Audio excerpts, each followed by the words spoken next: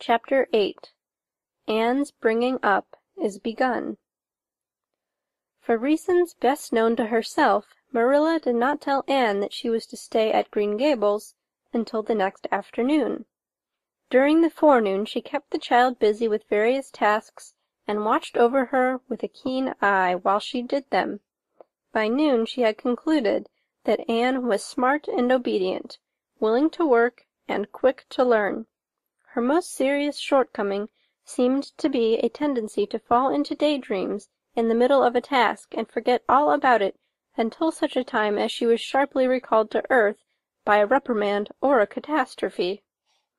When Anne had finished washing the dinner dishes, she suddenly confronted Marilla with the air and expression of one desperately determined to learn the worst. Her thin little body trembled from head to foot, her face flushed, and her eyes dilated until they were almost black. She clasped her hands tightly and said in an imploring voice, "Oh, please, Miss Cuthbert, won't you tell me if you are going to send me away or not? I've tried to be patient all the morning, but I really feel that I cannot bear not knowing any longer. It's a dreadful feeling. Please tell me." "You haven't scalded the dishcloth in clean hot water as I told you to," said Marilla immovably. "Just go and do it before you ask any more questions, Anne." Anne went and attended to the dishcloth. Then she returned to Marilla and fastened imploring eyes on the latter's face. "Well," said Marilla, unable to find any excuse for deferring her explanation longer, "I suppose I might as well tell you. Matthew and I have decided to keep you. That is, if you will try to be a good little girl and show yourself grateful." "Why, child, whatever is the matter?" "I'm crying," said Anne in a tone of bewilderment. "I can't think why. I'm as glad can be. Oh, glad doesn't seem the right word at all. I was glad about the White Way and the cherry blossoms, but this, oh, it's something more than glad. I'm so happy. I'll try to be so good. It will be uphill work, I expect, for Mrs. Thomas often told me I was desperately wicked. However, I'll do my very best. But can you tell me why I'm crying?" "I suppose it's because you're all excited and worked up," said Marilla disapprovingly. "Sit down on that chair and try to calm yourself. I'm afraid you both cry and laugh far too easily. Yes, you can stay here, and we will try to do right by you. You must go to school, but it's only a fortnight till vacation, so it isn't worth while for you to start before it opens again in September." "What am I to call you?" asked Anne. "Shall I always say Miss Cuthbert? Can I call you Aunt Marilla?" "No, you'll call me just plain Marilla. I'm not used to being called Miss Cuthbert, and it would make me nervous." "It sounds awfully disrespectful to say just Marilla," protested Anne. "I guess there'll be nothing disrespectful in it if you're careful to speak respectfully. Everybody, young and old, in Avonlea calls me Marilla, except the minister.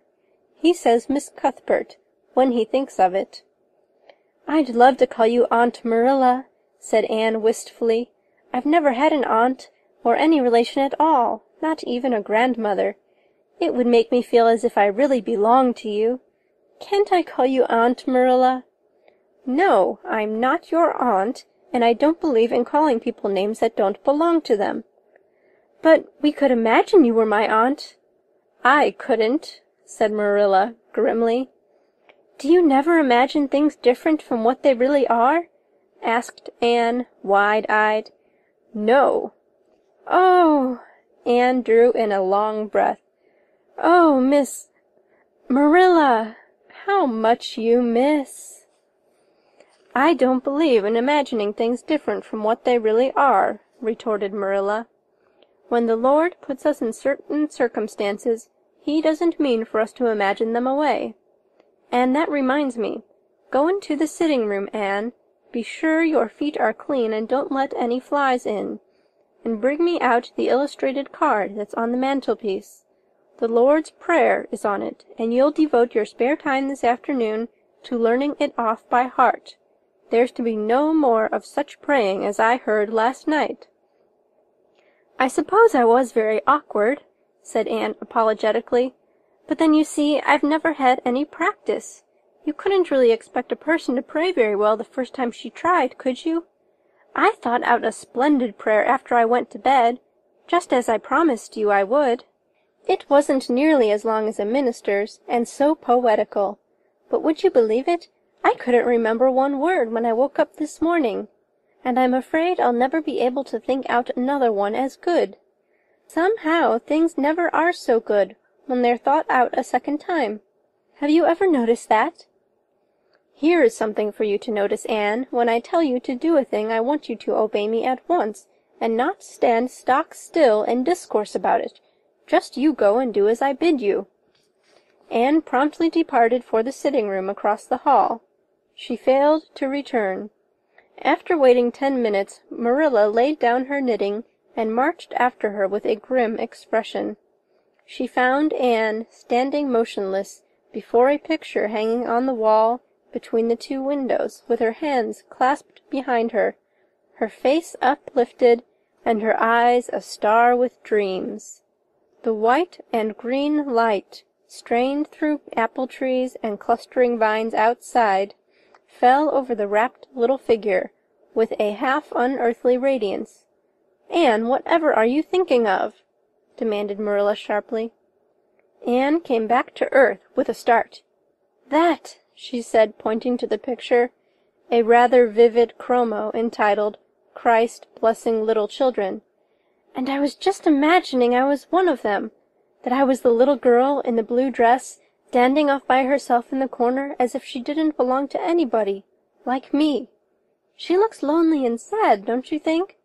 I guess she hadn't any father or mother of her own, but she wanted to be blessed, too, so she just crept shyly up on the outside of the crowd, hoping nobody would notice her, except him. I'm sure I know just how she felt. Her heart must have beat, and her hands must have got cold like mine did when I asked you if I could stay. She was afraid he mightn't notice her, but it's likely he did, don't you think?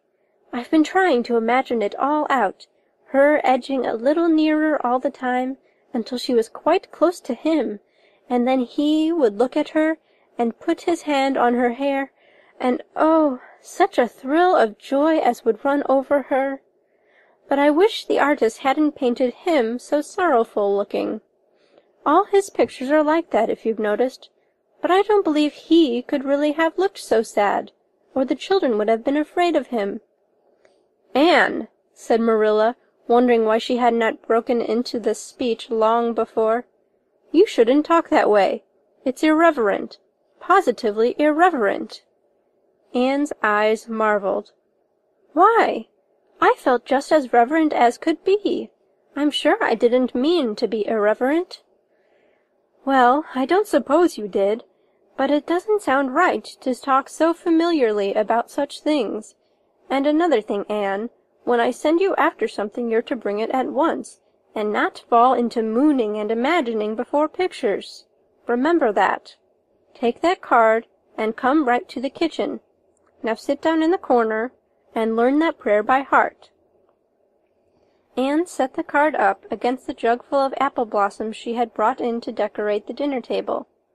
Marilla had eyed that decoration askance, but had said nothing, propped her chin on her hands, and fell to studying it intently for several silent minutes. "I like this," she announced at length. "It's beautiful. I've heard it before. I heard the superintendent of the asylum Sunday school say it over once, but I didn't like it then. He had such a cracked voice, and he prayed it so mournfully.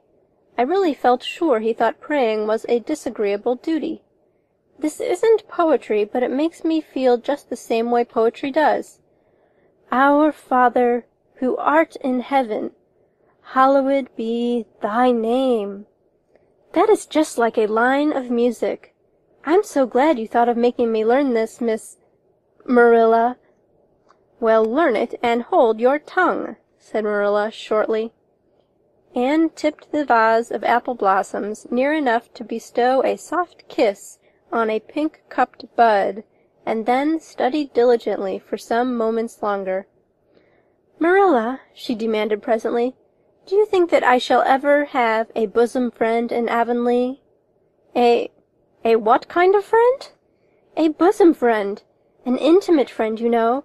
A really kindred spirit, to whom I can confide my inmost soul. I've dreamed of meeting her all my life. I never really supposed I would, but so many of my loveliest dreams have come true all at once that perhaps this one will too. Do you think it's possible?" "Diana Barry lives over at Orchard Slope, and she's about your age. She's a very nice little girl, and perhaps she will be a playmate for you when she comes home. She's visiting her aunt over at Carmody just now. You'll have to be careful how you behave yourself, though. Mrs. Barry is a very particular woman. She won't let Diana play with any little girl who isn't nice and good." Anne looked at Marilla through the apple blossoms, her eyes aglow with interest. "What is Diana like? Her hair isn't red, is it? Oh, I hope not. It's bad enough to have red hair myself, but I positively couldn't endure it in a bosom friend." "Diana is a very pretty little girl. She has black eyes and hair and rosy cheeks, and she is good and smart, which is better than being pretty." Marilla was as fond of morals as the Duchess in Wonderland, and was firmly convinced that one should be tacked on to every remark made to a child who was being brought up. But Anne waved the moral inconsequently aside, and seized only on the delightful possibilities before it. "Oh, I'm so glad she's pretty. Next to being beautiful oneself, and that's impossible in my case, it would be best to have a beautiful bosom friend. When I lived with Mrs. Thomas, she had a bookcase in her sitting room with glass doors. There weren't any books in it.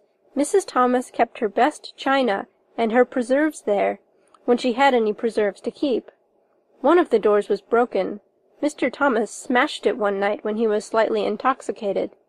But the other was whole, and I used to pretend that my reflection in it was another little girl who lived in it. I called her Katie Maurice, and we were very intimate. I used to talk to her by the hour, especially on Sunday, and tell her everything. Katie was the comfort and consolation of my life. We used to pretend that the bookcase was enchanted, and that if I only knew the spell I could open the door and step right into the room where Katie Maurice lived, instead of into Mrs. Thomas's shelves of preserves and china. And then Katie Maurice would have taken me by the hand and led me out into a wonderful place, all flowers and sunshine and fairies, and we would have lived there happily forever after. When I went to live with Mrs. Hammond, it just broke my heart to leave Katie Maurice. She felt it dreadfully, too, I know she did, for she was crying when she kissed me good-bye through the bookcase door.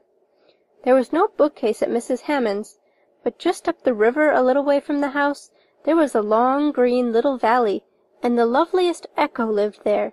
It echoed back every word you said, even if you didn't talk a bit loud. So I imagined that it was a little girl called Violetta, and we were great friends, and I loved her almost as well as I loved Katie Maurice. Not quite, but almost, you know. The night before I went to the asylum, I said goodbye to Violetta, and oh, her goodbye came back to me in such sad, sad tones. I had become so attached to her that I hadn't the heart to imagine a bosom friend at the asylum, even if there had been any scope for the imagination there. "I think it's just as well there wasn't," said Marilla dryly. "I don't approve of such goings-on. You seem to half believe your own imaginations. It will be well for you to have a real live friend to put such nonsense out of your head. But don't let Mrs. Barry hear you talking about your Katie Maurices and your Violettas, or she'll think you tell stories." "Oh, I won't. I couldn't talk of them to everybody. Their memories are just too sacred for that. But I thought I'd like to have you know about them. Oh, look! Here's a big bee that tumbled out of an apple blossom. Just think what a lovely place to live, in an apple blossom. Fancy going to sleep in it when the wind was rocking it. If I wasn't a human girl, I think I'd like to be a bee and live among the flowers." "Yesterday you wanted to be a seagull," sniffed Marilla. "I think you are rather fickle-minded." I told you to learn that prayer and not talk, but it seems impossible for you to stop talking if you've got anybody that will listen to you. So go up to your room and learn it." "Oh, I know it pretty nearly all now. All but just the last line." "Well, never mind, do as I tell you. Go to your room and finish learning it well, and stay there until I call you down to help me get tea." "Can I take the apple blossoms with me for company?" pleaded Anne. "No, you don't want your room cluttered up with flowers. You should have left them on the tree in the first place." "I did feel a little that way, too," said Anne. "I kind of felt I shouldn't shorten their lovely lives by picking them. I wouldn't want to be picked if I were an apple blossom. But the temptation was irresistible. What do you do when you meet with an irresistible temptation?" "Anne, did you hear me tell you to go to your room?" Anne sighed, retreated to the east gable, and sat down in a chair by the window. "There, I know this prayer. I learned that last sentence coming upstairs. Now I'm going to imagine things into this room so that they'll always stay imagined. The floor is covered with a white velvet carpet with pink roses all over it, and there are pink silk curtains at the windows. The walls are hung with gold and silver brocade tapestry. The furniture is mahogany. I never saw any mahogany, but it does sound so luxurious. This is a couch, and all heaped with gorgeous silken cushions, pink and blue and crimson and gold, and I am reclining gracefully on it. I can see my reflection in that splendid big mirror hanging on the wall. I am tall and regal, clad in a gown of trailing white lace, with a pearl cross on my breast, and pearls in my hair. My hair is of midnight darkness, and my skin is a clear ivory pallor. My name is the Lady Cordelia Fitzgerald. No, it isn't. I can't make that seem real." She danced up to the little looking-glass and peered into it. Her pointed freckled face and solemn gray eyes peered back at her. "You're only Anne of Green Gables," she said earnestly, "and I see you, just as you are looking now, whenever I try to imagine I'm the Lady Cordelia. But it's a million times nicer to be Anne of Green Gables than Anne of Nowhere in particular, isn't it?" She bent forward, kissed her reflection affectionately, and betook herself to the open window. "Dear Snow Queen, good afternoon. And good afternoon, dear birches down in the hollow. And good afternoon, dear grey house up on the hill. I wonder if Diana is to be my bosom friend. I hope she will, and I shall love her very much. But I must never quite forget Katie Maurice and Violetta. They would feel so hurt if I did, and I'd hate to hurt anybody's feelings, even a little bookcase girl's or a little echo girl's. I must be careful to remember them, and send them a kiss every day." Anne blew a couple of airy kisses from her fingertips, past the cherry blossoms, and then, with her chin in her hands, drifted luxuriously out on a sea of daydreams. End of Chapter 8. Chapter 9. Mrs. Rachel Lynde is properly horrified. Anne had been a fortnight at Green Gables before Mrs. Lynde arrived to inspect her. Mrs. Rachel, to do her justice, was not to blame for this. A severe and unseasonable attack of grippe had confined that good lady to her house ever since the occasion of her last visit to Green Gables. Mrs. Rachel was not often sick, and had a well-defined contempt for people who were, but grippe, she asserted, was like no other illness on earth, and could only be interpreted as one of the special visitations of Providence. As soon as her doctor allowed her to put her foot out of doors, she hurried up to Green Gables, bursting with curiosity to see Matthew and Marilla's orphan, concerning whom all sorts of stories and suppositions had gone abroad in Avonlea. Anne had made good use of every waking moment of that fortnight. Already she was acquainted with every tree and shrub about the place. She had discovered that a lane opened out below the apple orchard, and ran up through a belt of woodland, and she had explored it to its furthest end in all its delicious vagaries of brook and bridge, fir coppice and wild cherry arch, corners thick with fern, and branching byways of maple and mountain ash. She had made friends with the spring down in the hollow, that wonderful deep, clear, icy-cold spring. It was set about with smooth red sandstones and rimmed in by great palm-like clumps of water fern, and beyond it was a log bridge over the brook. That bridge led Anne's dancing feet up over a wooded hill beyond, where perpetual twilight reigned under the straight, thick-growing firs and spruces. The only flowers there were myriads of delicate June bells, those shyest and sweetest of woodland blooms, and a few pale, aerial starflowers, like the spirits of last year's blossoms. Gossamers glimmered like threads of silver among the trees, and the fir boughs and tassels seemed to utter friendly speech. All these raptured voyages of exploration were made in the odd half-hours which she was allowed for play, and Anne talked Matthew and Marilla half-deaf over her discoveries. Not that Matthew complained, to be sure. He listened to it all with a wordless smile of enjoyment on his face. Marilla permitted the chatter until she found herself becoming too interested in it, whereupon she always promptly quenched Anne by a curt command to hold her tongue. Anne was out in the orchard when Mrs. Rachel came, wandering at her own sweet will through the lush, tremulous grasses splashed with ruddy evening sunshine, so that good lady had an excellent chance to talk her illness fully over, describing every ache and pulse beat with such evident enjoyment that Marilla thought even grippe must bring its compensations. When details were exhausted, Mrs. Rachel introduced the real reason of her call. "I've been hearing some surprising things about you and Matthew." "I don't suppose you are any more surprised than I am myself," said Marilla. "I'm getting over my surprise now." "It was too bad there was such a mistake," said Mrs. Rachel sympathetically. "Couldn't you have sent her back?" "I suppose we could, but we decided not to.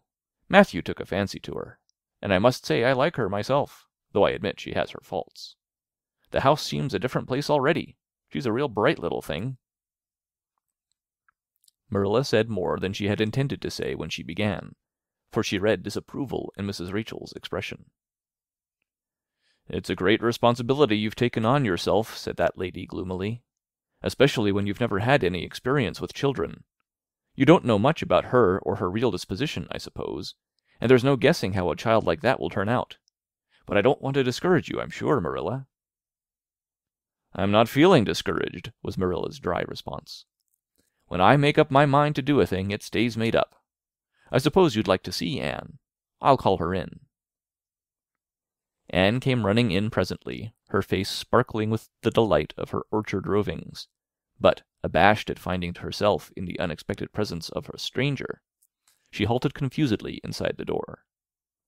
She certainly was an odd-looking little creature in the short, tight, wincey dress she had worn from the asylum, below which her thin legs seemed ungracefully long. Her freckles were more numerous and obtrusive than ever. The wind had ruffled her hatless hair into over-brilliant disorder. It had never looked redder than at that moment. "Well, they didn't pick you for your looks, that's sure and certain," was Mrs. Rachel Lynde's emphatic comment. Mrs. Rachel was one of those delightful and popular people who pride themselves on speaking their mind without fear or favor. "She's terrible skinny and homely, Marilla. Come here, child, and let me have a look at you. Lawful heart, did anyone ever see such freckles? And hair as red as carrots. Come here, child, I say." Anne came there, but not exactly as Mrs. Rachel expected. With one bound she crossed the kitchen floor and stood before Mrs. Rachel, her face scarlet with anger, her lips quivering, and her whole slender form trembling from head to foot. "I hate you!" she cried in a choked voice, stamping her foot on the floor. "I hate you! I hate you! I hate you!" A louder stamp with each assertion of hatred. "How dare you call me skinny and ugly? How dare you say I'm freckled and red-headed? You are a rude, impolite, unfeeling woman!" "Anne!" exclaimed Marilla in consternation. But Anne continued to face Mrs. Rachel undauntedly, head up, eyes blazing, hands clenched, passionate indignation exhaling from her like an atmosphere. How dare you say such things about me? She repeated vehemently. How would you like to have such things said about you? How would you like to be told that you are fat and clumsy and probably hadn't a spark of imagination in you? I don't care if I do hurt your feelings by saying so. I hope I hurt them. You have hurt mine worse than they were ever hurt before, even by Mrs. Thomas's intoxicated husband, and I'll never forgive you for it. Never, never. Stamp, stamp. Did anybody ever see such a temper? Exclaimed the horrified Mrs. Rachel. Anne, go to your room and stay there until I come up, said Marilla, recovering her powers of speech with difficulty. Anne, bursting into tears, rushed to the hall door, slammed it until the tins on the porch wall outside rattled in sympathy, and fled through the hall and up the stairs like a whirlwind. A subdued slam above told that the door of the east gable had been shut with equal vehemence.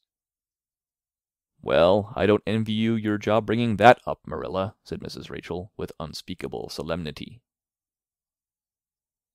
Marilla opened her lips to say she knew not what of apology or deprecation. What she did say was a surprise to herself then and ever afterwards.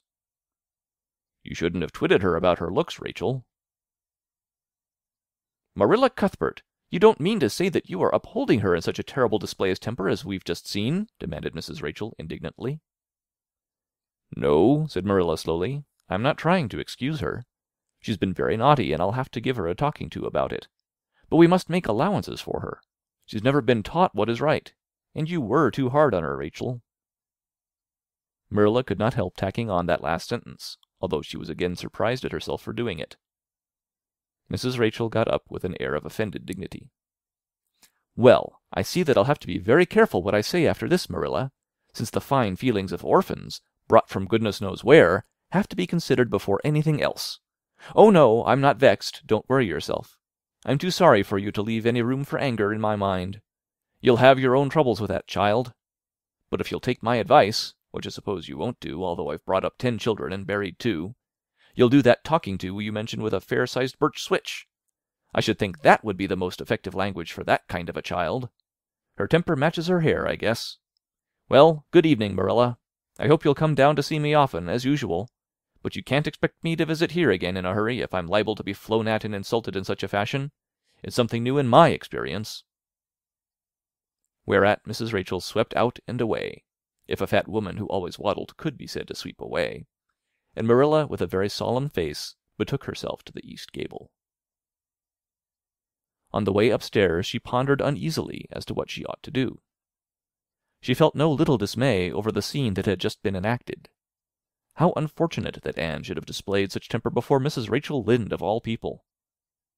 Then Marilla suddenly became aware of an uncomfortable and rebuking consciousness that she felt more humiliation over this than sorrow over the discovery of such a serious defect in Anne's disposition. And how was she to punish her? The amiable suggestion of the birch switch, to the efficiency of which all of Mrs. Rachel's own children could have borne smarting testimony, did not appeal to Marilla. She did not believe she could whip a child. No, some other method of punishment must be found to bring Anne to a proper realization of the enormity of her offense. Marilla found Anne face downward on her bed, crying bitterly, quite oblivious of muddy boots on a clean counterpane. Anne, she said, not ungently. No answer. Anne, with greater severity, get off that bed this minute and listen to what I have to say to you. Anne squirmed off the bed and sat rigidly on a chair beside it, her face swollen and tear-stained, and her eyes fixed stubbornly on the floor. This is a nice way for you to behave, Anne. Aren't you ashamed of yourself? She hadn't any right to call me ugly and red-headed, retorted Anne, evasive and defiant. You hadn't any right to fly into such a fury and talk the way you did to her, Anne. I was ashamed of you, thoroughly ashamed of you. I wanted you to behave nicely to Mrs. Lynde, and instead of that you have disgraced me. I'm sure I don't know why you should lose your temper like that, just because Mrs. Lynde said you were red-haired and homely. You say it yourself often enough. Oh, but there's such a difference between saying a thing yourself and hearing other people say it, wailed Anne. You may know a thing is so, but you can't help hoping other people don't quite think it is. I suppose you think I have an awful temper, but I couldn't help it. When she said those things, something just rose right up in me and choked me. I had to fly out at her. Well, you made a fine exhibition of yourself, I must say. Mrs. Lynde will have a nice story to tell about you everywhere, and she'll tell it, too. It was a dreadful thing for you to lose your temper like that, Anne. Just imagine how you would feel if somebody told you to your face that you were skinny and ugly, pleaded Anne tearfully. An old remembrance suddenly rose up before Marilla. She had been a very small child when she had heard one aunt say of her to another, "What a pity she is such a dark, homely little thing." Marilla was every day of 50 before the sting had gone out of that memory.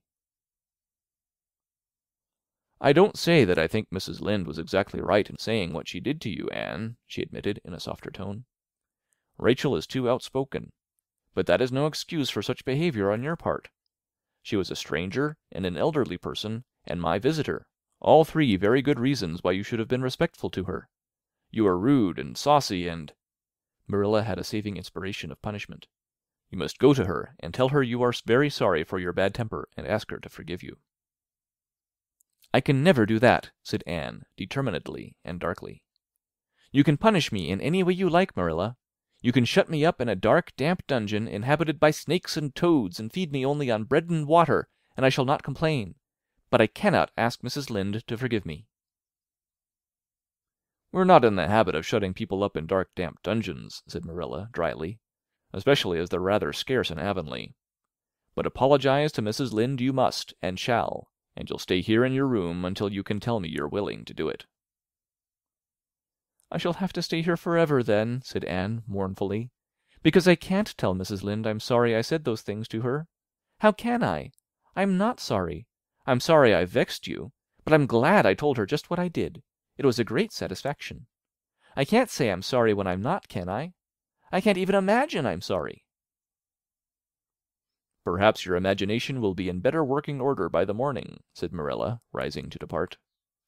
"You'll have the night to think over your conduct in, and come to a better frame of mind. You said you would try to be a very good girl if we kept you at Green Gables, but I must say it hasn't seemed very much like it this evening." Leaving this Parthian shaft to rankle in Anne's stormy bosom, Marilla descended to the kitchen, grievously troubled in mind and vexed in soul. She was as angry with herself as with Anne, because, whenever she recalled Mrs. Rachel's dumbfounded countenance, her lips twitched with amusement, and she felt a most reprehensible desire to laugh. End of Chapter 9. Chapter 10. Anne's Apology. Marilla said nothing to Matthew about the affair that evening, but when Anne proved still refractory the next morning, an explanation had to be made to account for her absence from the breakfast table. Marilla told Matthew the whole story, taking pains to impress him with a due sense of the enormity of Anne's behavior. "It's a good thing Rachel Lynde got a calling down. She's a meddlesome old gossip," was Matthew's consolatory rejoinder. "Matthew Cuthbert, I'm astonished at you. You know that Anne's behavior was dreadful, and yet you take her part. I suppose you'll be saying next thing that she oughtn't to be punished at all." "Well now, no, not exactly," said Matthew uneasily. "I reckon she ought to be punished a little. But don't be too hard on her, Marilla. Recollect she hasn't ever had anyone to teach her right. You're going to give her something to eat, aren't you?" "When did you ever hear of me starving people into good behavior?" demanded Marilla indignantly. "She'll have her meals regular, and I'll carry them up to her myself. But she'll stay up there until she's willing to apologize to Mrs. Lynde, and that's final, Matthew." Breakfast, dinner, and supper were very silent meals, for Anne still remained obdurate. After each meal Marilla carried a well-filled tray to the east gable, and brought it down later on, not noticeably depleted. Matthew eyed its last descent with a troubled eye. Had Anne eaten anything at all?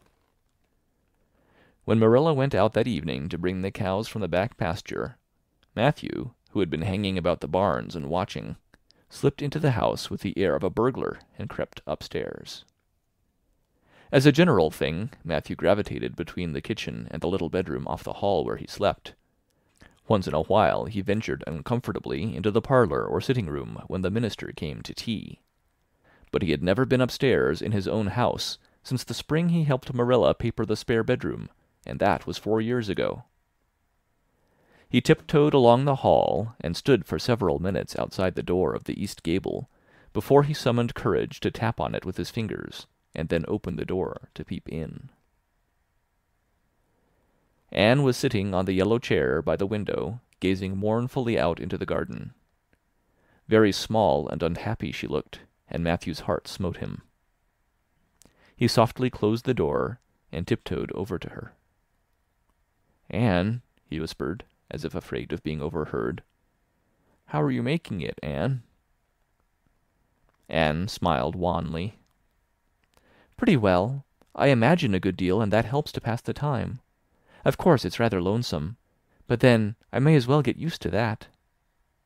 Anne smiled again, bravely facing the long years of solitary imprisonment before her. Matthew recollected that he must say what he had come to say without loss of time, lest Marilla return prematurely. "Well now, Anne, don't you think you'd better do it and have it over with?" he whispered. "It'll have to be done sooner or later, you know, for Marilla's a dreadful determined woman. Dreadful determined, Anne.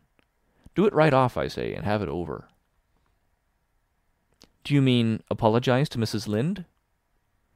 "Yes, apologize. That's the very word," said Matthew eagerly. "Just smooth it over, so to speak. That's what I was trying to get at." "I suppose I could do it to oblige you," said Anne thoughtfully. "It would be true enough to say I am sorry, because I am sorry now. I wasn't a bit sorry last night. I was mad clear through, and I stayed mad all night. I know I did, because I woke up 3 times, and I was just furious every time. But this morning it was over. I wasn't in a temper any more. And it left a dreadful sort of goneness, too. I felt so ashamed of myself. But I just couldn't think of going and telling Mrs. Lynde so. It would be so humiliating. I made up my mind I'd stay shut up here forever rather than do that.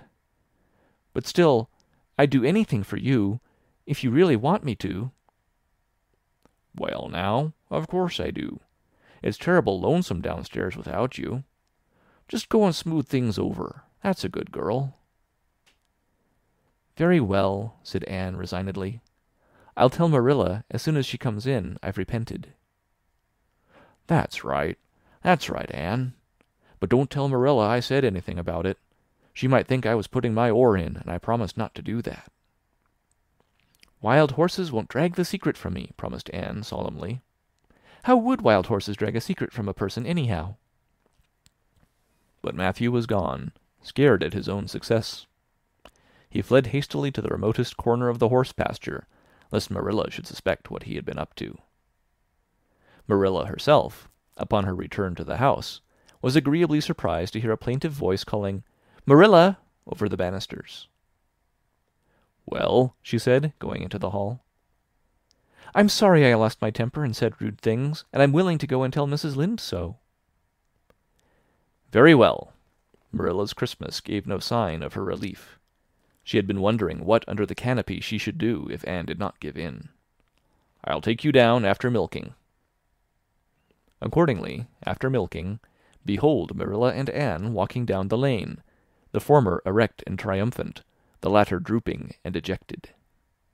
But halfway down, Anne's dejection vanished as if by enchantment. She lifted her head and stepped lightly along, her eyes fixed on the sunset sky, and an air of subdued exhilaration about her. Marilla beheld the change disapprovingly. This was no meek penitent, such as it behooved her to take into the presence of the offended Mrs. Lynde. "What are you thinking of, Anne?" she asked sharply. "I'm imagining out what I must say to Mrs. Lynde," answered Anne dreamily. This was satisfactory, or should have been so. But Marilla could not rid herself of the notion that something in her scheme of punishment was going askew. Anne had no business to look so rapt and radiant. Rapt and radiant Anne continued until they were in the very presence of Mrs. Lynde, who was sitting knitting by her kitchen window. Then the radiance vanished. Mournful penitence appeared on every feature. Before a word was spoken, Anne suddenly went down on her knees before the astonished Mrs. Rachel, and held out her hands beseechingly. "Oh, Mrs. Lynde, I am so extremely sorry," she said, with a quiver in her voice. I could never express all my sorrow. No, not if I used up a whole dictionary. You must just imagine it. I behaved terribly to you, and I've disgraced the dear friends, Matthew and Marilla, who have let me stay at Green Gables although I'm not a boy.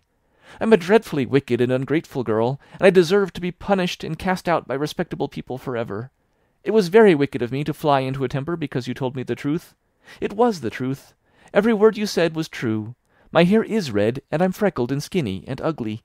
What I said to you was true, too, but I shouldn't have said it. Oh, Mrs. Lynde, please, please forgive me. If you refuse, it will be a lifelong sorrow to me. You wouldn't like to inflict a lifelong sorrow on a poor little orphan girl, would you, even if she had a dreadful temper? Oh, I am sure you wouldn't. Please say you forgive me, Mrs. Lynde. Anne clasped her hands together, bowed her head, and waited for the word of judgment. There was no mistaking her sincerity. It breathed in every tone of her voice. Both Marilla and Mrs. Lynde recognized its unmistakable ring. But the former understood in dismay that Anne was actually enjoying her valley of humiliation, was reveling in the thoroughness of her abasement. Where was the wholesome punishment upon which she, Marilla, had plumed herself? Anne had turned it into a species of positive pleasure. Good Mrs. Lynde, not being overburdened with perception, did not see this. She only perceived that Anne had made a very thorough apology, and all resentment vanished from her kindly, if somewhat officious, heart. "There, there, get up, child," she said heartily. "Of course I forgive you. I guess I was a little too hard on you, anyway. But I'm such an outspoken person. You just mustn't mind me, that's what. It can't be denied your hair is terrible red, but I knew a girl once, went to school with her, in fact, whose hair was every mite as red as yours when she was young, but when she grew up it darkened to a real handsome auburn.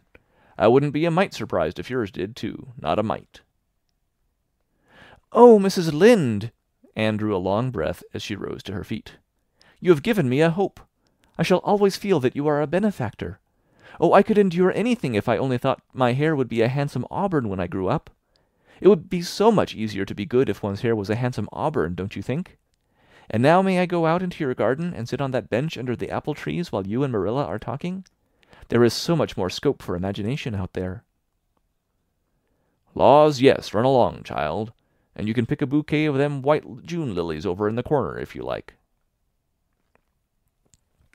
As the door closed behind Anne, Mrs. Lynde got briskly up to light a lamp. "She's a real odd little thing. Take this chair, Marilla. It's easier than the one you've got. I just keep that for the hired boy to sit on. Yes, she certainly is an odd child, but there is something kind of taking about her after all. I don't feel so surprised at you and Matthew keeping her as I did. Nor so sorry for you, either. She may turn out all right. Of course, she has a queer way of expressing herself. A little too, well, too kind of forcible, you know. But she'll likely get over that now that she's come to live among civilized folks. And then her temper's pretty quick, I guess. But there's one comfort. A child that has a quick temper, just blaze up and cool down, ain't never likely to be sly or deceitful. Preserve me from a sly child, that's what. On the whole, Marilla, I kind of like her." When Marilla went home, Anne came out of the fragrant twilight of the orchard with a sheaf of white narcissi in her hands. "I apologized pretty well, didn't I?" she said proudly as they went down the lane. "I thought since I had to do it, I might as well do it thoroughly." "You did it thoroughly, all right enough," was Marilla's comment. Marilla was dismayed at finding herself inclined to laugh over the recollection. She had also an uneasy feeling that she ought to scold Anne for apologizing so well, but then, that was ridiculous. She compromised with her conscience by saying severely, "I hope you won't have occasion to make many more such apologies. I hope you'll try to control your temper now, Anne." "That wouldn't be so hard if people wouldn't twit me about my looks," said Anne with a sigh. "I don't get cross about other things, but I'm so tired of being twitted about my hair, and it just makes me boil right over. Do you suppose my hair will really be a handsome auburn when I grow up?" "You shouldn't think so much about your looks, Anne. I'm afraid you are a very vain little girl." "How can I be vain when I know I'm homely?" protested Anne. "I love pretty things, and I hate to look in the glass and see something that isn't pretty. It makes me feel so sorrowful, just as I feel when I look at any ugly thing. I pity it because it isn't beautiful." "Handsome is as handsome does," quoted Marilla. "I've had that said to me before, but I have my doubts about it," remarked skeptical Anne, sniffing at her narcissi. "Oh, aren't these flowers sweet? It was lovely of Mrs. Lynde to give them to me. I have no hard feelings against Mrs. Lynde now. It gives you a lovely, comfortable feeling to apologize and be forgiven, doesn't it? Aren't the stars bright tonight? If you could live on a star, which one would you pick? I'd like that lovely clear big one away over there above the dark hill." "Anne, do hold your tongue," said Marilla, thoroughly worn out trying to follow the gyrations of Anne's thoughts. Anne said no more until they turned into their own lane. A little gypsy wind came down it to meet them, laden with the spicy perfume of young dew-wet ferns. Far up in the shadows a cheerful light gleamed out through the trees from the kitchen at Green Gables. Anne suddenly came close to Marilla and slipped her hand into the older woman's hard palm. "It's lovely to be going home and know it's home," she said. "I love Green Gables already, and I never loved any place before. No place ever seemed like home. Oh, Marilla, I'm so happy. I could pray right now and not find it a bit hard." Something warm and pleasant welled up in Marilla's heart at the touch of that thin little hand in her own, a throb of the maternity she had missed, perhaps. Its very unaccustomedness and sweetness disturbed her. She hastened to restore her sensations to their normal calm by inculcating a moral. "If you'll be a good girl, you'll always be happy, Anne, and you should never find it hard to say your prayers." "Saying one's prayers isn't exactly the same thing as praying," said Anne meditatively. "But I'm going to imagine that I'm the wind that is blowing up there in those tree-tops. When I get tired of the trees, I'll imagine I'm gently waving down here in the ferns, and then I'll fly over to Mrs. Lynde's garden and set the flowers dancing, and then I'll go with one great swoop over the clover field, and then I'll blow over the lake of shining waters and ripple it all up into little sparkling waves. Oh, there's so much scope for imagination in a wind.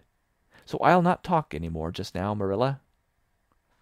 "Thanks be to goodness for that," breathed Marilla in devout relief. End of Chapter 10. Chapter 11. Anne's Impressions of Sunday School. "Well, how do you like them?" said Marilla. Anne was standing in the gable room, looking solemnly at 3 new dresses spread out on the bed.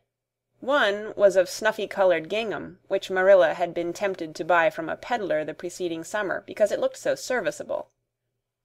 One was of a black and white checkered sateen, which she had picked up at a bargain counter in the winter, and one was a stiff print of an ugly blue shade, which she had purchased that week at a Carmody store. She had made them up herself, and they were all made alike. Plain skirts fulled tightly to plain waists, with sleeves as plain as waist and skirt, and tight as sleeves could be. "I'll imagine that I like them," said Anne soberly. "I don't want you to imagine it," said Marilla, offended. "Oh, I can see you don't like the dresses. What is the matter with them? Aren't they neat and clean and new?" "Yes." "Then why don't you like them?" They're not pretty," said Anne reluctantly. "Pretty!" Marilla sniffed. "I didn't trouble my head about getting pretty dresses for you. I don't believe in pampering vanity, Anne. I'll tell you that right off. Those dresses are good, sensible, serviceable dresses, without any frills or furbelows about them, and they're all you'll get this summer. The brown gingham and the blue print will do you for school when you begin to go. The sateen is for church and Sunday school. I'll expect you to keep them neat and clean, and not to tear them. I should think you'd be grateful to get most anything after those skimpy, wincey things you've been wearing." "Oh, I am grateful," protested Anne. "But I'd be ever so much gratefuller if you'd made just one of them with puffed sleeves. Puffed sleeves are so fashionable now. It would give me such a thrill, Marilla, just to wear a dress with puffed sleeves." "Well, you'll have to do without your thrill. I hadn't any material to waste on puffed sleeves. I think they are ridiculous-looking things anyhow. I prefer the plain, sensible ones." "But I'd rather look ridiculous when everybody else does. than plain and sensible all by myself," persisted Anne mournfully. "Trust you for that! Well, hang those dresses carefully up in your closet, and then sit down and learn the Sunday school lesson. I got a quarterly from Mr. Bell for you, and you'll go to Sunday school tomorrow," said Marilla, disappearing downstairs in high dudgeon. Anne clasped her hands and looked at the dresses. "I did hope there would be a white one with puffed sleeves," she whispered disconsolately. "I prayed for one, but I didn't much expect it on that account. I didn't suppose God would have time to bother about a little orphan girl's dress. I knew I'd just have to depend on Marilla for it. Well, fortunately, I can imagine that one of them is of snow-white muslin, with lovely lace frills, and 3 puffed sleeves." The next morning, warnings of a sick headache prevented Marilla from going to Sunday school with Anne. "You'll have to go down and call for Mrs. Lynde, Anne," she said. "She'll see that you get into the right class. Now, mind you behave yourself properly. Stay to preaching afterwards and ask Mrs. Lynde to show you our pew. Here's a cent for collection. Don't stare at people, and don't fidget. I shall expect you to tell me the text when you come home." Anne started off irreproachable, arrayed in the stiff black and white sateen, which, while decent as regards length and certainly not open to the charge of skimpiness, contrived to emphasize every corner and angle of her thin figure. Her hat was a little flat, glossy new sailor, the extreme plainness of which had likewise much disappointed Anne, who had permitted herself secret visions of ribbon and flowers. The latter, however, were supplied before Anne reached the main road, for being confronted halfway down the lane with a golden frenzy of wind-stirred buttercups and a glory of wild roses, Anne promptly and liberally garlanded her hat with a heavy wreath of them. Whatever other people might have thought of the result, it satisfied Anne, and she tripped gaily down the road, holding her ruddy head with its decoration of pink and yellow very proudly. When she had reached Mrs. Lynde's house, she found that lady gone. Nothing daunted, Anne proceeded onward to the church alone. In the porch she found a crowd of little girls, all more or less gaily attired in whites and blues and pinks, and all staring with curious eyes at this stranger in their midst with her extraordinary head adornment. Avonlea little girls had already heard queer stories about Anne. Mrs. Lynde said she had an awful temper. Jerry Boute, the hired boy at Green Gables, said she talked all the time, to herself or to the trees and flowers, like a crazy girl. They looked at her and whispered to each other behind their quarterlies. Nobody made any friendly advances, then or later on, when the opening exercises were over, and Anne found herself in Miss Rogerson's class. Miss Rogerson was a middle-aged lady who had taught a Sunday school class for 20 years. Her method of teaching was to ask the printed questions from the quarterly, and look sternly over its edge at the particular little girl she thought ought to answer the question.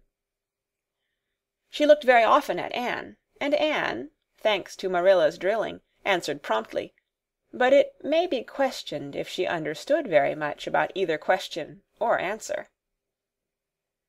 She did not think she liked Miss Rogerson, and she felt very miserable. Every other little girl in the class had puffed sleeves. Anne felt that life was really not worth living without puffed sleeves. "Well, how did you like Sunday school?" Marilla wanted to know when Anne came home. Her wreath having faded, Anne had discarded it in the lane, so Marilla was spared the knowledge of that for a time. "I didn't like it a bit. It was horrid." "Anne Shirley!" said Marilla rebukingly. Anne sat down on the rocker with a long sigh, kissed one of Bonny's leaves, and waved her hand to a blossoming fuchsia. "They might have been lonesome while I was away," she explained. "And now about the Sunday school. I behaved well, just as you told me. Mrs. Lynde was gone, but I went right on myself. I went into the church, with a lot of other little girls, and I sat in the corner of a pew by the window while the opening exercises went on. Mr. Bell made an awfully long prayer. I would have been dreadfully tired before he got through if I hadn't been sitting by that window, but it looked right out on the lake of shining waters, so I just gazed at that and imagined all sorts of splendid things." "You shouldn't have done anything of the sort. You should have listened to Mr. Bell." "But he wasn't talking to me," protested Anne. "He was talking to God, and he didn't seem to be very much interested in it either. I think he thought God was too far off, though. There was a long row of white birches hanging over the lake, and the sunshine fell down through them, way, way down, deep into the water. Oh, Marilla, it was like a beautiful dream. It gave me a thrill, and I just said, 'Thank you for it, God,' 2 or 3 times." "Not out loud, I hope," said Marilla anxiously. "Oh, no, just under my breath. Well, Mr. Bell did get through at last, and they told me to go into the classroom with Miss Rogerson's class. There were 9 other girls in it. They all had puffed sleeves. I tried to imagine mine were puffed too, but I couldn't.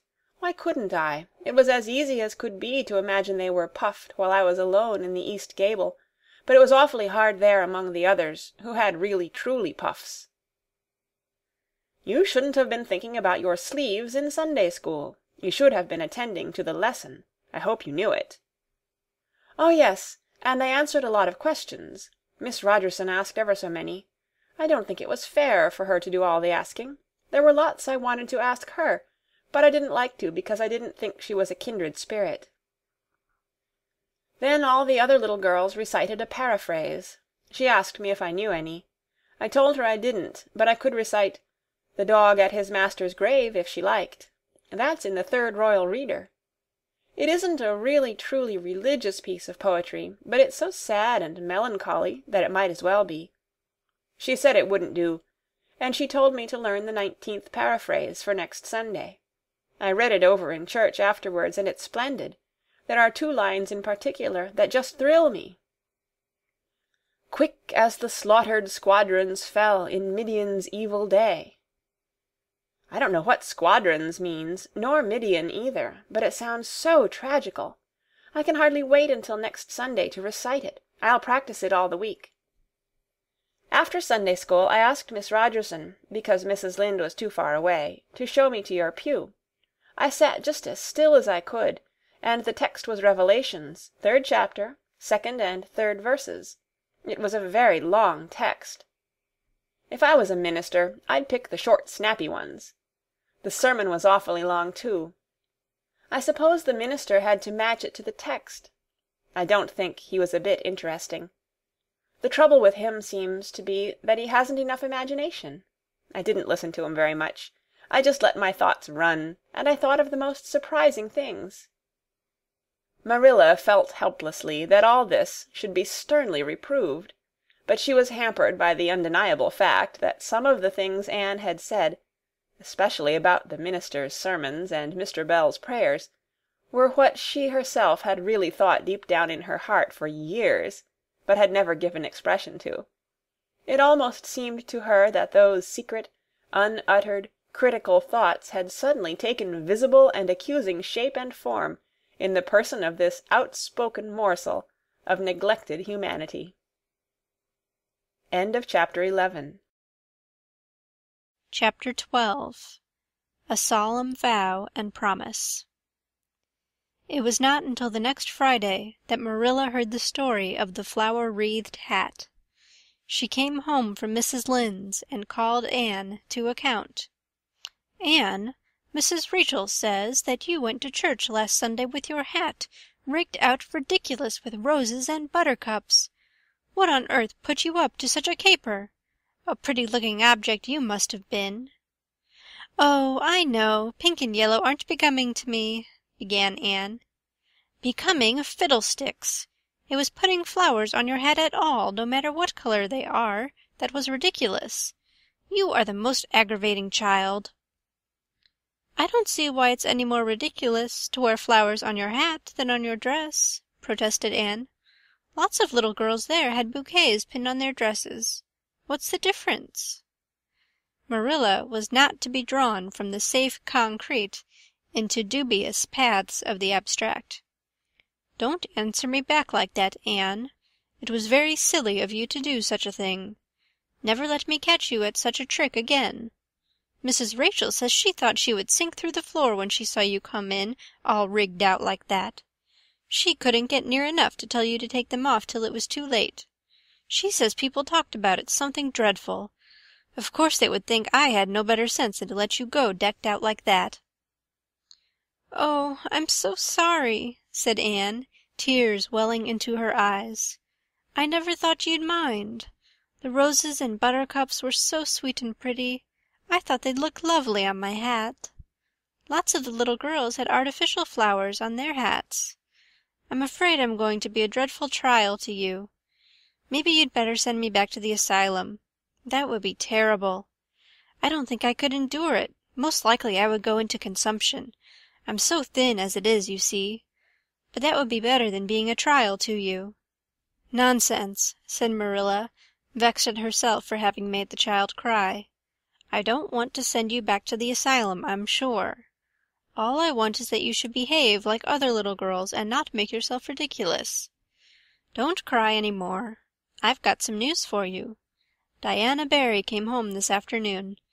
I'm going up to see if I can borrow a skirt pattern from Mrs. Barry, and if you like you can come with me and get acquainted with Diana." Anne rose to her feet with clasped hands, the tears still glistening on her cheeks. The dish towel she had been hemming slipped unheeded to the floor. "Oh, Marilla, I'm frightened. Now that it has come, I'm actually frightened. What if she shouldn't like me? It would be the most tragical disappointment of my life." "Now, don't get into a fluster. And I do wish you wouldn't use such long words. It sounds so funny in a little girl. I guess Diana will like you well enough. It's her mother you've got to reckon with. If she doesn't like you, it won't matter how much Diana does. If she has heard about your outburst to Mrs. Lynde and going to church with buttercups round your hat, I don't know what she'll think of you. You must be polite and well-behaved, and don't make any of your startling speeches. For pity's sake, if the child isn't actually trembling!" Anne was trembling. Her face was pale and tense. "Oh, Marilla, you'd be excited too, if you were going to meet a little girl you hoped to be your bosom friend, and whose mother mightn't like you," she said, as she hastened to get her hat. They went over to Orchard Slope by the short cut across the brook and up the Furry Hill Grove. Mrs. Barry came to the kitchen door in answer to Marilla's knock. She was a tall, black-eyed, black-haired woman, with a very resolute mouth. She had the reputation of being very strict with her children. "How do you do, Marilla?" she said cordially. "Come in. And this is the little girl you have adopted, I suppose?" "Yes, this is Anne Shirley," said Marilla. "Spelled with an E," gasped Anne, who, tremulous and excited as she was determined there should be no misunderstanding on that important point. Mrs. Barry, not hearing or not comprehending, merely shook hands and said kindly, "How are you?" "I am well in body, although considerable rumpled up in spirit, thank you, ma'am," said Anne gravely. Then aside to Marilla, in an audible whisper, "There wasn't anything startling in that, was there, Marilla?" Diana was sitting on the sofa, reading a book which she dropped when the callers entered. She was a very pretty little girl, with her mother's black eyes and hair, and her rosy cheeks, and the merry expression which was her inheritance from her father. "This is my little girl Diana," said Mrs. Barry.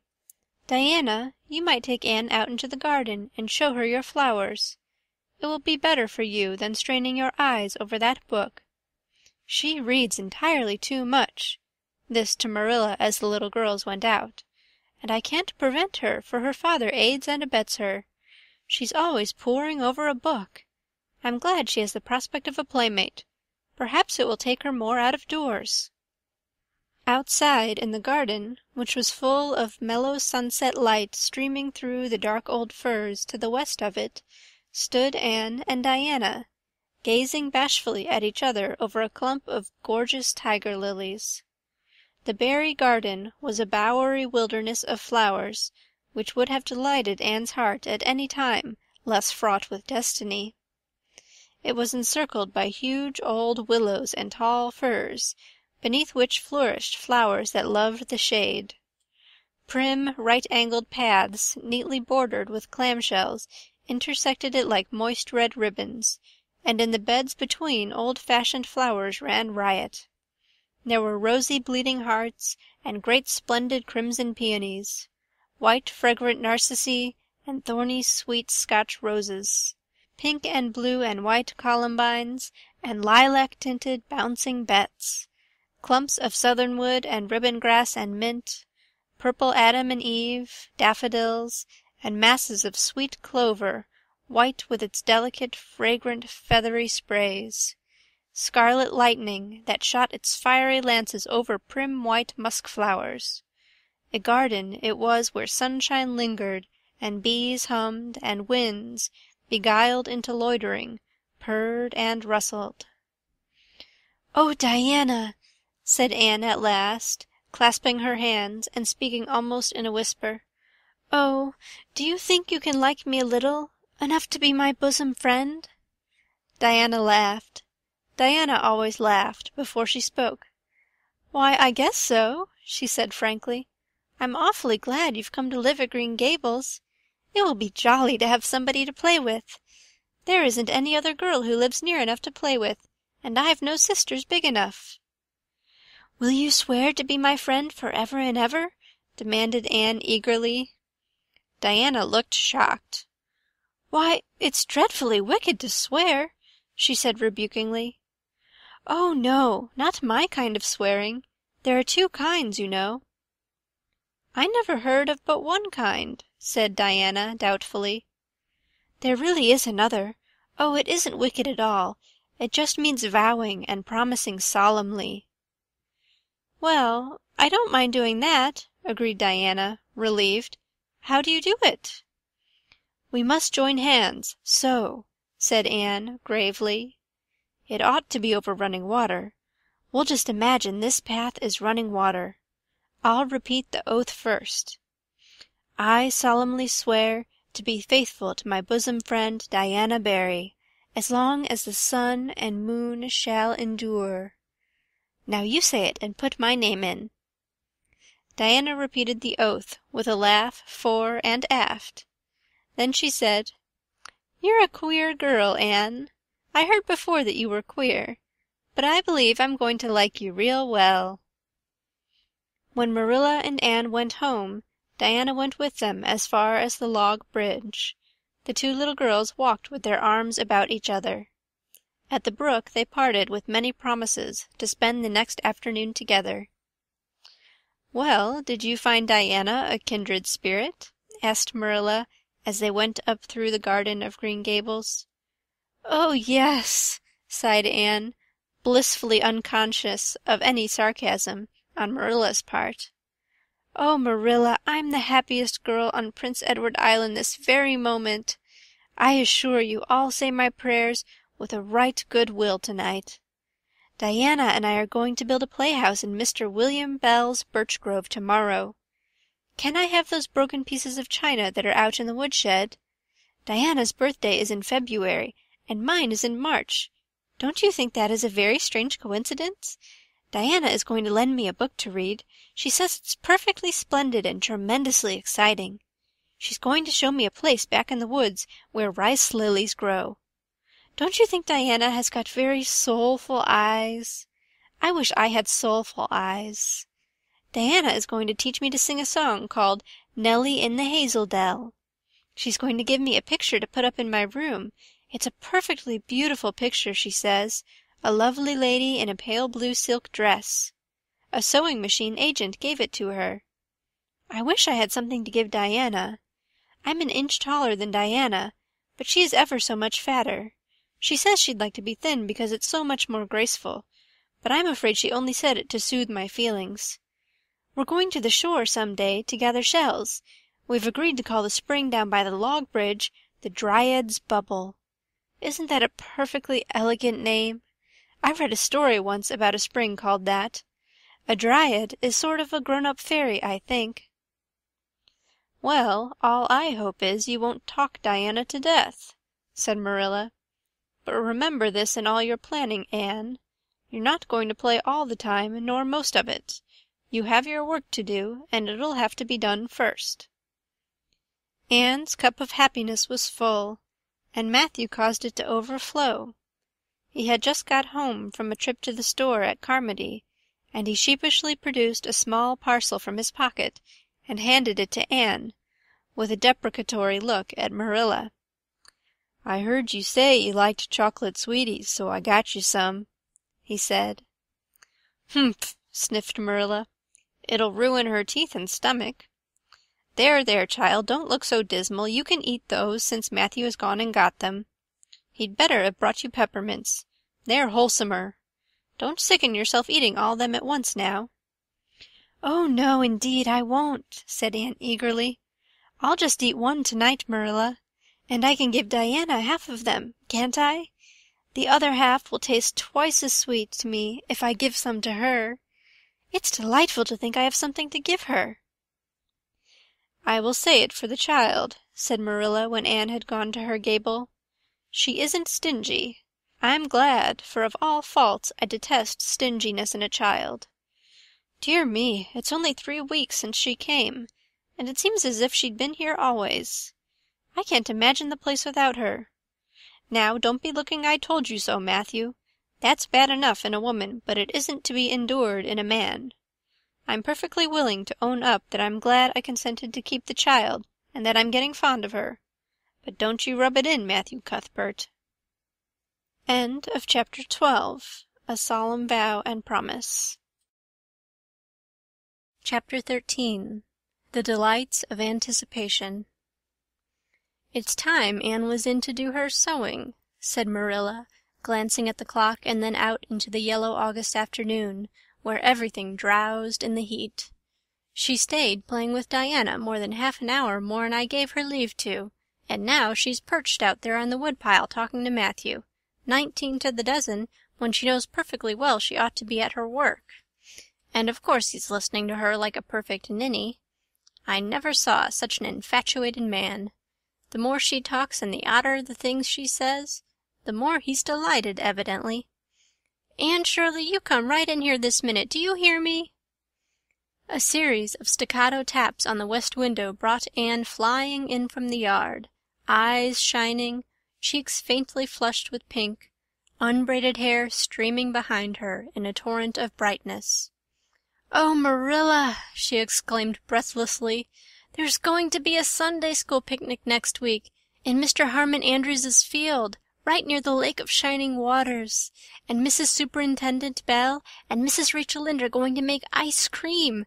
Think of it, Marilla, ice cream! And, oh, Marilla, can I go to it?" "Just look at the clock, if you please, Anne. What time did I tell you to come in?" 2 o'clock. But isn't it splendid about the picnic, Marilla? Please can I go? Oh, I've never been to a picnic. I've dreamed of picnics, but I've never— "Yes, I told you to come at 2 o'clock, and it's 2:45. I'd like to know why you didn't obey me, Anne." "Why, I meant to, Marilla, as much as could be. But you have no idea how fascinating Idlewild is. And then, of course, I had to tell Matthew about the picnic. Matthew is such a sympathetic listener. Please, can I go?" "You'll have to learn to resist the fascination of idle whatever you call it. When I tell you to come in at a certain time, I mean that time and not half an hour later, and you needn't stop to discourse with sympathetic listeners on your way, either. As for the picnic, of course you can go. You're a Sunday school scholar, and it's not likely I'd refuse to let you go when all the other little girls are going." But, faltered Anne, "Diana says that everybody must take a basket of things to eat. I can't cook, as you know, Marilla, and I don't mind going a picnic without puffed sleeves so much, but I'd feel terribly humiliated if I had to go without a basket. It's been preying on my mind ever since Diana told me." Well, it needn't pray any longer. I'll bake you a basket. Oh, you dear good Marilla. Oh, you are so kind to me. Oh, I'm so much obliged to you."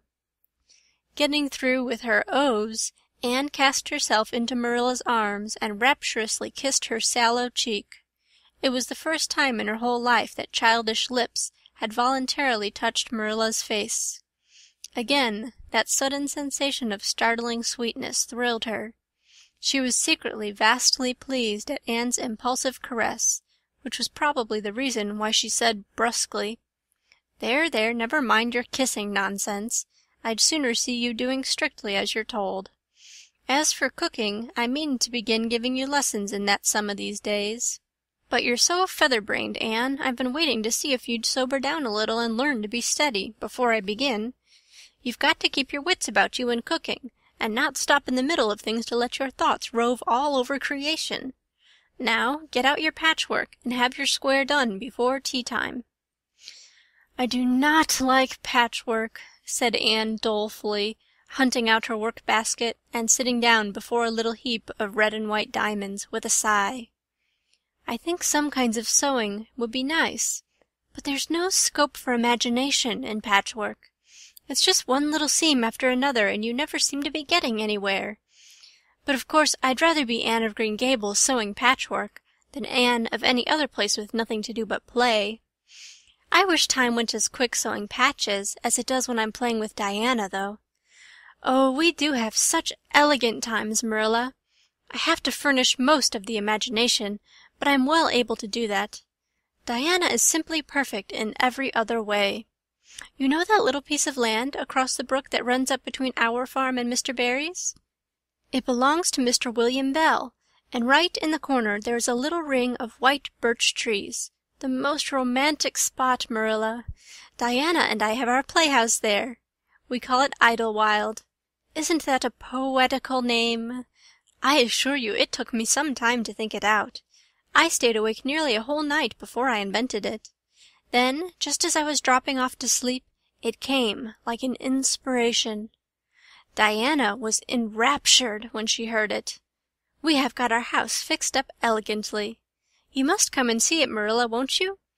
We have great big stones all covered with moss for seats and boards from tree to tree for shelves, and we have our dishes on them. Of course they're all broken, but it's the easiest thing in the world to imagine that they are whole. There's a piece of a plate with a spray of red and yellow ivy on it that is especially beautiful. We keep it in the parlor, and we have the fairy glass there, too. The fairy glass is as lovely as a dream. Diana found it out in the woods behind their chicken house. It's all full of rainbows, just little young rainbows that haven't grown big yet. And Diana's mother told her it was broken off a hanging lamp they once had. But it's nice to imagine the fairies lost it one night when they had a ball, so we call it the fairy glass. Matthew is going to make us a table. Oh, we have named that little round pool over in Mr. Barry's field Willowmere. I got that name out of a book Diana lent me. That was a thrilling book, Marilla. The heroine had 5 lovers. I'd be satisfied with one, wouldn't you? She was very handsome, and she went through great tribulations. She could faint as easy as anything. I'd love to be able to faint, wouldn't you, Marilla? It's so romantic. But I'm really very healthy, for all I'm so thin. I believe I'm getting fatter, though. Don't you think I am? I look at my elbows every morning when I get up to see if any dimples are coming. Diana is having a new dress made, with elbow sleeves. She's going to wear it to the picnic. Oh, I do hope it will be fine next Wednesday. I don't feel that I can endure the disappointment if anything happened to prevent me from getting to the picnic. I suppose I'd live through it, but I'm certain it would be a lifelong sorrow. It wouldn't matter if I got to 100 picnics in after years. They wouldn't make up for missing this one. They're going to have boats on the Lake of Shining Waters and ice cream, as I told you. I have never tasted ice cream. Diana tried to explain what it was like, but I guess ice cream is one of those things that are beyond imagination. Anne, you have talked even on for 10 minutes by the clock, said Marilla. Now, just for curiosity's sake, See if you can hold your tongue for the same length of time." Anne held her tongue as desired, but for the rest of the week she talked picnic and thought picnic and dreamed picnic. On Saturday it rained, and she worked herself up into such a frantic state lest it should keep on raining until and over Wednesday that Marilla made her sew an extra patchwork square by way of steadying her nerves.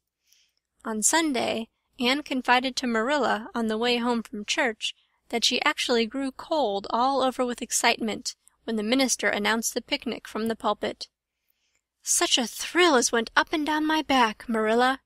I don't think I'd ever really believed until then that there was honestly going to be a picnic. I couldn't help fearing I'd only imagined it. But when a minister says a thing in the pulpit, you just have to believe it." "You set your heart too much on things, Anne," said Marilla with a sigh. "I'm afraid there'll be a great many disappointments in store for you through life."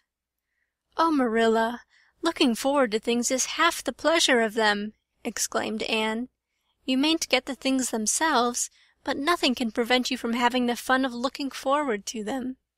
Mrs. Lynde says, 'Blessed are they who expect nothing, for they shall not be disappointed.' But I think it would be worse to expect nothing than to be disappointed." Marilla wore her amethyst brooch to church that day as usual. Marilla always wore her amethyst brooch to church. She would have thought it rather sacrilegious to leave it off, as bad as forgetting her Bible or her collection dime. The amethyst brooch was Marilla's most treasured possession. A seafaring uncle had given it to her mother, who in turn had bequeathed it to Marilla. It was an old-fashioned oval, containing a braid of her mother's hair, surrounded by a border of very fine amethysts. Marilla knew too little about precious stones to realize how fine the amethysts actually were, but she thought them very beautiful, and was always pleasantly conscious of their violet shimmer at her throat, above her good brown satin dress, even though she could not see it. Anne had been smitten with delighted admiration when she first saw that brooch. "Oh, Marilla, it's a perfectly elegant brooch. I don't know how you can pay attention to the sermon or the prayers when you have it on. I couldn't, I know. I think amethysts are just sweet. They are what I used to think diamonds were like. Long ago, before I had ever seen a diamond, I read about them, and I tried to imagine what they would be like. I thought they would be lovely, glimmering purple stones. When I saw a real diamond in a lady's ring one day, I was so disappointed I cried. Of course it was very lovely, but it wasn't my idea of a diamond. Will you let me hold the brooch for 1 minute, Marilla? Do you think amethysts can be the soul of good violets?" End of Chapter 13. The Delights of Anticipation. Chapter 14. Anne's Confession. On the Monday evening before the picnic, Marilla came down from her room with a troubled face. "Anne," she said to that small personage who was shelling peas by the spotless table and singing Nellie of the Hazel Dell with a vigor and expression that did credit to Diana's teaching, "did you see anything of my amethyst brooch? I thought I stuck it in my pincushion when I came home from church yesterday evening, but I can't find it anywhere." I saw it this afternoon when you were away at the Aid Society," said Anne a little slowly. "I was passing your door when I saw it on the cushion, so I went in to look at it." "Did you touch it?" said Marilla sternly. "Yes," admitted Anne. "I took it up and pinned it on my breast, just to see how it would look." "You had no business to do anything of the sort. It's very wrong in a little girl to meddle. You shouldn't have gone into my room in the first place, and you shouldn't have touched a brooch that didn't belong to you in the second. Where did you put it?" "Oh, I put it back on the bureau. I hadn't it on a minute. Truly, I didn't mean to meddle, Marilla. I didn't think about its being wrong to go in and try on the brooch, but I see now that it was, and I'll never do it again. That's one good thing about me. I never do the same naughty thing twice." "You didn't put it back," said Marilla. "That brooch isn't anywhere on the bureau. You've taken it out or something, Anne." "I did put it back," said Anne quickly, pertly, Marilla thought. I don't just remember whether I stuck it on the pincushion or laid it in the china tray, but I'm perfectly certain I put it back."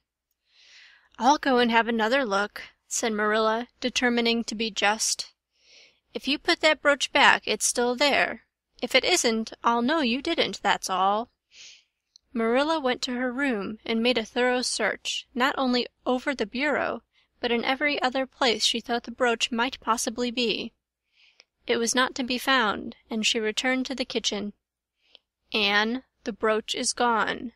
By your own admission, you were the last person to handle it. Now, what have you done with it? Tell me the truth at once. Did you take it out and lose it?" "No, I didn't," said Anne solemnly, meeting Marilla's angry gaze squarely. "I never took the brooch out of your room, and that is the truth, if I was to be led to the block for it, although I'm not very certain what a block is. So there, Marilla." Anne's "so there" was only intended to emphasize her assertion, but Marilla took it as a display of defiance. "I believe you are telling me a falsehood, Anne," she said sharply. "I know you are. There now, don't say anything more unless you are prepared to tell the whole truth. Go to your room and stay there until you are ready to confess." "Will I take the peas with me?" said Anne meekly. "No, I'll finish shelling them myself. Do as I bid you." When Anne had gone, Marilla went about her evening tasks in a very disturbed state of mind. She was worried about her valuable brooch. What if Anne had lost it? And how wicked of the child to deny having taken it when anybody could see she must have, with such an innocent face, too. "I don't know what I wouldn't sooner have had happen," thought Marilla, as she nervously shelled the peas. "Of course I don't suppose she meant to steal it or anything like that. She's just taken it to play with or help along that imagination of hers. She must have taken it, that's clear, for there hasn't been a soul in that room since she was in it, by her own story, until I went up tonight. And the brooch is gone, there's nothing surer. I suppose she has lost it and is afraid to own up for fear she'll be punished. It's a dreadful thing to think she tells falsehoods. It's a far worse thing than her fit of temper. It's a fearful responsibility to have a child in your house you can't trust. Slyness and untruthfulness, that's what she has displayed. I declare I feel worse about that than about the brooch. If she'd only have told the truth about it, I wouldn't mind so much." Marilla went to her room at intervals all through the evening and searched for the brooch without finding it. A bedtime visit to the east gable produced no result. Anne persisted in denying that she knew anything about the brooch, but Marilla was only the more firmly convinced that she did. She told Matthew the story the next morning. Matthew was confounded and puzzled. He could not so quickly lose faith in Anne, but he had to admit that circumstances were against her. "You're sure it hasn't fell down behind the bureau?" was the only suggestion he could offer. "I've moved the bureau, and I've taken out the drawers, and I've looked in every crack and cranny," was Marilla's positive answer. "The brooch is gone, and that child has taken it and lied about it. That's the plain, ugly truth, Matthew Cuthbert, and we might as well look it in the face." "Well, now, what are you going to do about it?" Matthew asked forlornly, feeling secretly thankful that Marilla and not he had to deal with the situation. He felt no desire to put his oar in this time. "She'll stay in her room until she confesses," said Marilla grimly, remembering the success of this method in the former case. "Then we'll see. Perhaps we'll be able to find the brooch if she'll only tell where she put it, but in any case she'll have to be severely punished, Matthew." "Well, now, you'll have to punish her," said Matthew, reaching for his hat. "I've nothing to do with it, remember. You warned me off yourself." Marilla felt deserted by everyone. She could not even go to Mrs. Lynde for advice. She went up to the east gable with a very serious face, and left it with a face more serious still. Anne steadfastly refused to confess. She persisted in asserting that she had not taken the brooch. The child had evidently been crying, and Marilla felt a pang of pity which she sternly repressed. By night she was, as she expressed it, beat out. "You'll stay in this room until you confess, Anne. You can make up your mind to that," she said firmly. "But the picnic is tomorrow, Marilla," cried Anne. "You won't keep me away from going to that, will you? You'll just let me out for the afternoon, won't you? Then I'll stay here as long as you like afterwards, cheerfully. But I must go to the picnic."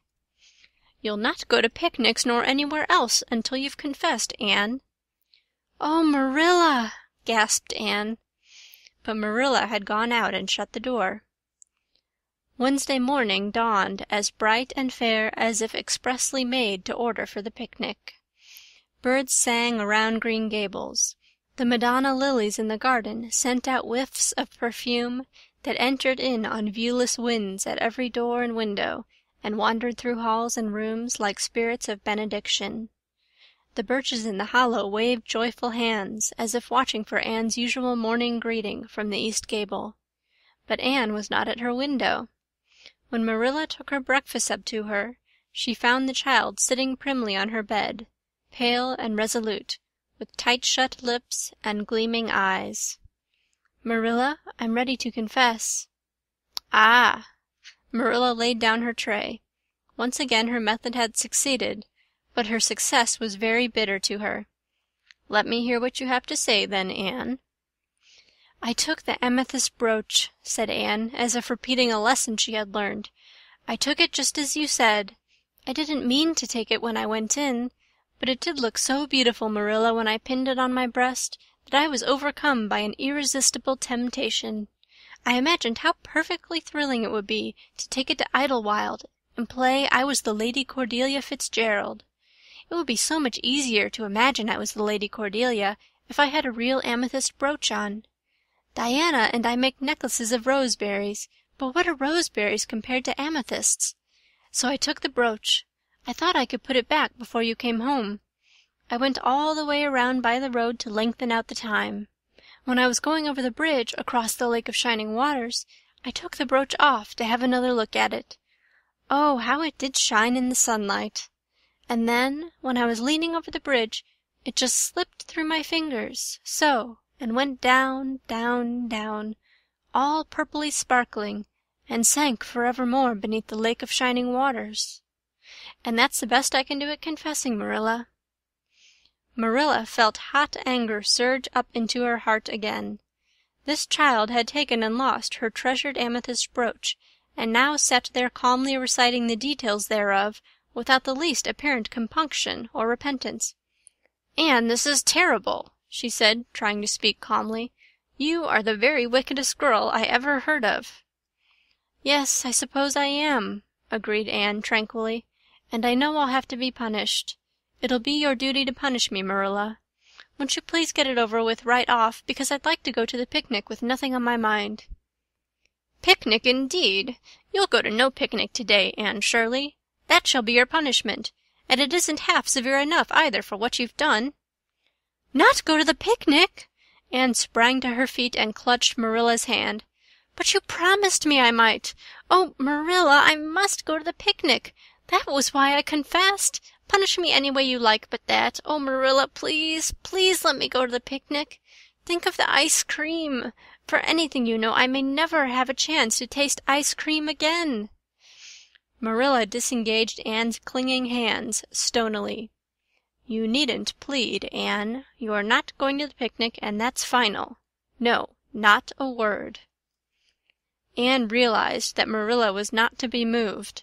She clasped her hands together, gave a piercing shriek, and then flung herself face downward on the bed, crying and writhing in an utter abandonment of disappointment and despair. "For the land's sake," gasped Marilla, hastening from the room, "I believe the child is crazy. No child in her senses would behave as she does. If she isn't, she's utterly bad. Oh, dear, I'm afraid Rachel was right from the first. But I've put my hand to the plow and I won't look back." That was a dismal morning. Marilla worked fiercely and scrubbed the porch floor and the dairy shelves when she could find nothing else to do. Neither the shelves nor the porch needed it, but Marilla did. Then she went out and raked the yard. When dinner was ready, she went to the stairs and called Anne. A tear-stained face appeared, looking tragically over the banisters. "Come down to your dinner, Anne." "I don't want any dinner, Marilla," said Anne sobbingly. I couldn't eat anything. My heart is broken. You'll feel remorse of conscience some day, I expect, for breaking it, Marilla, but I forgive you. Remember when the time comes that I forgive you. But please don't ask me to eat anything, especially boiled pork and greens. Boiled pork and greens are so unromantic when one is in affliction." Exasperated, Marilla returned to the kitchen and poured out her tale of woe to Matthew, who, between his sense of justice and his unlawful sympathy with Anne, was a miserable man. "Well, now, she shouldn't have taken the brooch, Marilla, or told stories about it," he admitted, mournfully surveying his plateful of unromantic pork and greens, as if he, like Anne, thought it a food unsuited to crises of feeling. "But she's such a little thing, such an interesting little thing. Don't you think it's pretty rough not to let her go to the picnic when she's so set on it?" "Matthew Cuthbert, I'm amazed at you. I think I've let her off entirely too easy, and she doesn't appear to realize how wicked she's been at all. That's what worries me most. If she'd really felt sorry it wouldn't be so bad, and you don't seem to realize it neither. You're making excuses for her all the time to yourself. I can see that." "Well, now, she's such a little thing," feebly reiterated Matthew. "And there should be allowances made, Marilla. You know she's never had any bringing up." "Well, she's having it now," retorted Marilla. The retort silenced Matthew, if it did not convince him. That dinner was a very dismal meal. The only cheerful thing about it was Jerry Butte, the hired boy, and Marilla resented his cheerfulness as a personal insult. When her dishes were washed and her bread sponge set and her hens fed, Marilla remembered that she had noticed a small rent in her best black lace shawl when she had taken it off on Monday afternoon on returning from the Ladies' Aid. She would go and mend it. The shawl was in a box in her trunk. As Marilla lifted it out, the sunlight, falling through the vines that clustered thickly about the window, struck upon something caught in the shawl, something that glittered and sparkled in facets of violet light. Marilla snatched at it with a gasp. It was the amethyst brooch, hanging to a thread of the lace by its catch. "Dear life and heart," said Marilla blankly, "what does this mean? Here's my brooch safe and sound that I thought was at the bottom of Barry's pond. Whatever did that girl mean by saying she took it and lost it? I declare I believe Green Gables is bewitched. I remember now that when I took off my shawl Monday afternoon I laid it on the bureau for a minute. I suppose the brooch got caught in it somehow. Well!" Marilla betook herself to the east gable, brooch in hand. Anne had cried herself out and was sitting dejectedly by the window. "Anne Shirley," said Marilla solemnly, "I've just found my brooch hanging to my black lace shawl. Now I want to know what that rigmarole you told me this morning meant." "Why, you said you'd keep me here until I confessed," returned Anne wearily, "and so I decided to confess because I was bound to get to the picnic. I thought out a confession last night after I went to bed, and made it as interesting as I could, and I said it over and over so that I wouldn't forget it. But you wouldn't let me go to the picnic after all, so all my trouble was wasted." Marilla had to laugh in spite of herself, but her conscience pricked her. "Anne, you do beat all. But I was wrong, I see that now. I shouldn't have doubted your word when I'd never known you to tell a story. Of course it wasn't right for you to confess to a thing you hadn't done. It was very wrong to do so. But I drove you to it. So if you'll forgive me, Anne, I'll forgive you, and we'll start square again. And now get yourself ready for the picnic." Anne flew up like a rocket. "Oh, Marilla, isn't it too late?" "No, it's only 2:00. They won't be more than well gathered yet, and it'll be an hour before they have tea. Wash your face and comb your hair and put on your gingham. I'll fill a basket for you. There's plenty of stuff baked in the house, and I'll get Jerry to hitch up the sorrel and take you down to the picnic ground." "Oh, Marilla!" exclaimed Anne, flying to the washstand. "5 minutes ago I was so miserable I was wishing I'd never been born, and now I wouldn't change places with an angel." That night a thoroughly happy, completely tired out Anne returned to Green Gables in a state of beatification impossible to describe. "Oh, Marilla, I've had a perfectly scrumptious time. Scrumptious is a new word I learned today. I heard Mary Alice Bell use it. Isn't it very expressive? Everything was lovely. We had a splendid tea, and then Mr. Harmon Andrews took us all for a row on the Lake of Shining Waters, 6 of us at a time. And Jane Andrews nearly fell overboard. She was leaning out to pick water lilies, and if Mr. Andrews hadn't caught her by her sash just in the nick of time, she'd fallen in and probably been drowned. I wish it had been me.